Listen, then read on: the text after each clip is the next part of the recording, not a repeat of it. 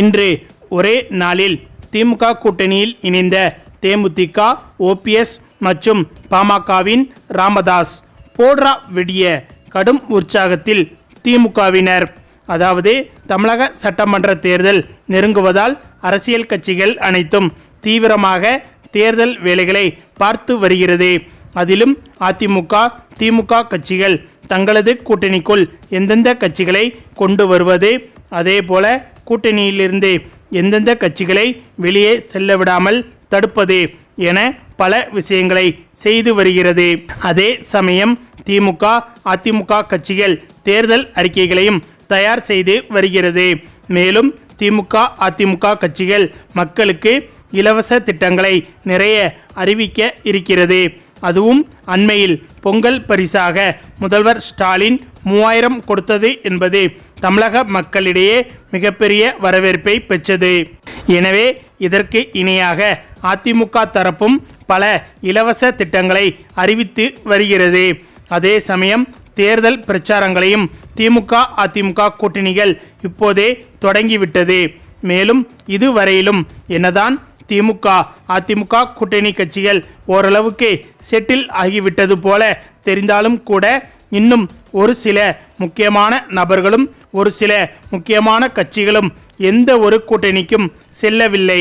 குறிப்பாக ஓபிஎஸ் தரப்பு, தேமுதிக தரப்பு, ராமதாஸின் பாமக தரப்பு என இந்த முக்கிய நபர்கள் இதுவரை திமுக, அதிமுக என இந்த 2 கூட்டணிக்கும் செல்லாமல் இழுத்தடித்து வருகின்றனர். எனவே இவர்களின் கூட்டணி அறிவிப்பு என்பது திமுக, அதிமுக கட்சிகளின் வெற்றி தோல்விகளை மாற்றக்கூடிய சூழலில்தான் இருக்கிறது.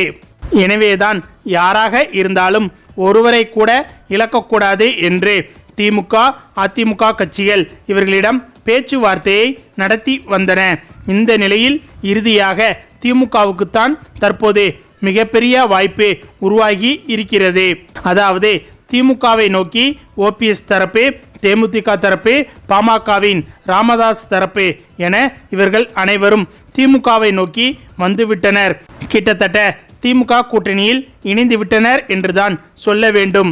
ஏனென்றால் தமிழகத்தில் முக்கியமான கட்சிகள் மற்றும் ஓரளவுக்கு முக்கியமான கட்சிகள் என சொல்லப்படும் அனைத்து கட்சிகளும் திமுக கூட்டணிக்கும் அதிமுக கூட்டணிக்கும் சென்று விட்டது.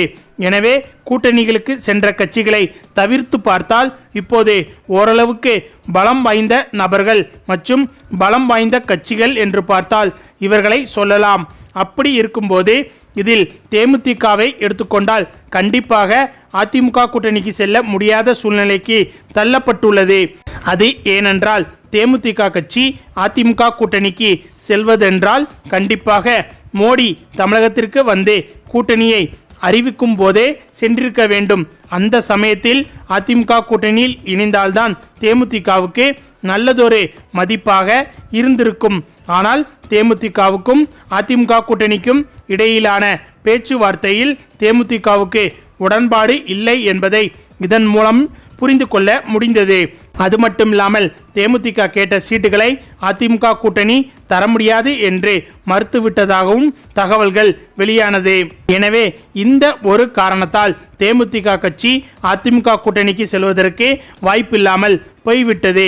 அதே சமயம் கடந்த முறை அதிமுக கூட்டணியில் தேமுதிக இருந்தபோது ராஜ்யசபா சீட் தருவதாக கூறிவிட்டு அதிமுக தேமுதிகவை ஏமாற்றி விட்டது. எனவே இது போன்ற விஷயங்கள் அனைத்தையும் வைத்து பார்க்கும்போது கண்டிப்பாக அதிமுக கூட்டணியில் தேமுதிக கட்சி இடம்பெறாது என்பது மட்டும் தெளிவாக தெரிகிறது. இந்த நிலையில்தான் தேமுதிக கட்சியை பொறுத்தவரையில் கடந்த சில நாட்களாக திமுகவிடம் தீவிரமான பேச்சுவார்த்தையை நடத்தி வருகிறது. திமுகவின் மேல்மட்ட தலைவர்களின் வீடுகளுக்கே தேமுதிகவின் முக்கிய தலைவர்கள் அடிக்கடி வருகை தந்து வருகின்றனர். அதே சமயம் திமுக, அதிமுக கூட்டணியை தவிர்த்து தேமுதிக கட்சியால் தனியாகவும் நிற்க முடியாது. அப்படி நின்றால் தேமுதிக கட்சி தற்கொலை செய்வதற்கு சமமாகும்.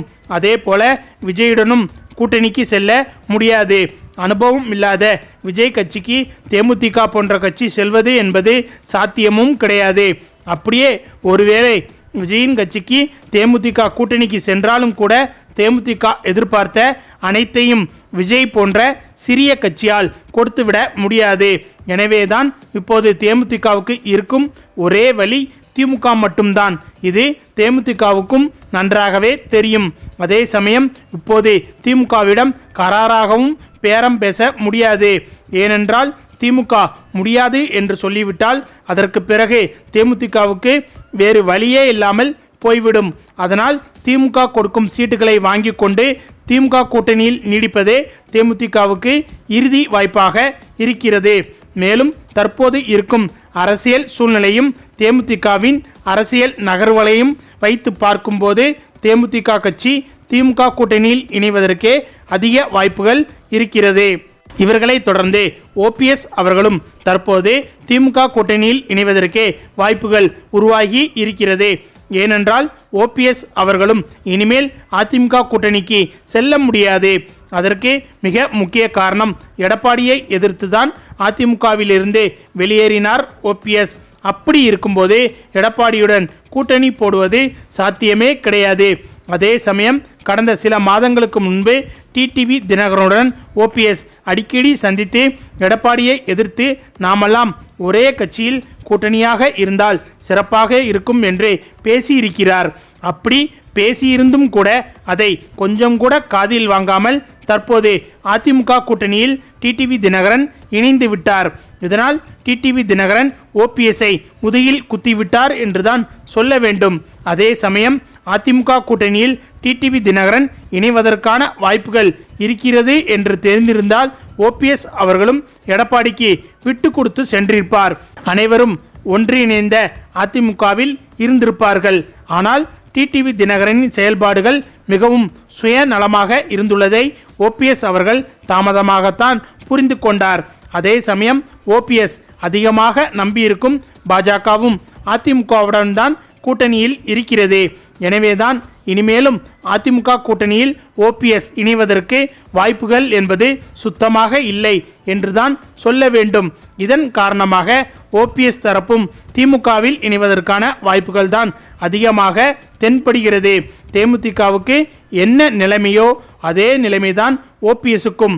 ஏனென்றால் ஓபிஎஸ் இனிமேல் தனியாக நின்றால் ஒரு தொகுதியில் கூட இவரால் வெற்றி பெற முடியாது. அதே போல இவருக்கு இருக்கும் அனுபவத்தை வைத்து பார்க்கும்போது இனிமேல் இவர் விஜயுடனும் கூட்டணி செல்வதற்கு வாய்ப்புகள் இல்லை. அப்படி இருக்கும்போது ஓபிஎஸ்க்கு இப்போது இருக்கும் ஒரே வாய்ப்பு திமுக மட்டும்தான். அதே போல ஓபிஎஸ்ஐ தொடர்ந்து பாமக ராமதாஸ் அவர்களும் திமுக கூட்டணியில் இணைவதற்குத்தான் வாய்ப்புகள் பிரகாசமாக தெரிகிறது. அதற்கு காரணம் அன்புமணிக்கும் இவருக்கும் இடையே வந்த மிகப்பெரிய சண்டை என்பது இவர்களது பாமக கட்சியவே இரண்டாக பிரித்து விட்டது. இனிமேல் அன்புமணி இருக்கும் திசையில் தலை வைத்து கூட படுக்க மாட்டேன் என்று சொல்லும் அளவுக்கு ராமதாஸ் அவர்கள் நிரந்தரமான பகையை உருவாக்கிவிட்டார். மேலும் அதிமுக கூட்டணியில் அன்புமணி ஏற்கனவே இணைந்து விட்டார். ஆக இனிமேல் அன்புமணி இருக்கும் அதிமுக கூட்டணியில் ராமதாஸால் இணைய முடியாது. அப்படி இருக்கும்போது ராமதாஸ் அவர்கள் இனிமேல் தனியாகவும் நிற்க முடியாது. ஏற்கனவே இவருடைய பாமக கட்சி இரண்டாக பிரிந்து விட்டது. இதனால் பாமக கட்சிக்கான ஓட்டு வங்கி என்பது சிதறிவிட்டது என்றுதான் சொல்ல வேண்டும். இப்படி இருக்கும்போது ராமதாஸ் அவர்கள் இந்த தேர்தலை தனியாக சந்தித்தால் அதுவும் தற்கொலைக்கு சமம்தான். இது ராமதாஸுக்கும் நன்றாகவே தெரியும். ஏனென்றால் அரசியலில் நீண்டகால அனுபவம் என்பது இவருக்கு நன்றாகவே இருக்கிறது. எனவே இவர் அதிமுக திமுக கூட்டணியை தவிர்த்து தனியாக நிற்கப் போவதில்லை. அதே போல விஜயின் கட்சிக்கும் இவர் செல்ல போவதில்லை. விஜய்க்கும் இவருக்கும் இடையிலான பகை என்பது கடந்த வருடங்களில் பார்க்க முடிந்தது.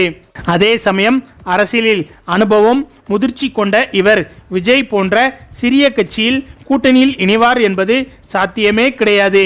எனவேதான் இவருக்கும் தற்போது இருக்கும் ஒரே சாய்ஸ் திமுக கூட்டணிதான்.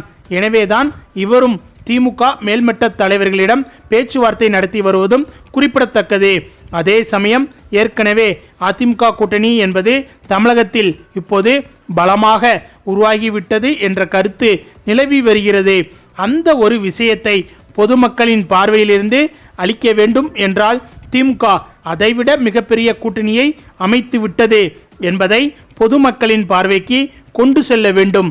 இந்த நிலையில் காங்கிரஸ் இன்னுமே இழுபறியாகத்தான் இருக்கிறது. எப்படியும் திமுக கூட்டணியில்தான் காங்கிரஸ் கட்சி இணையப் போகிறது.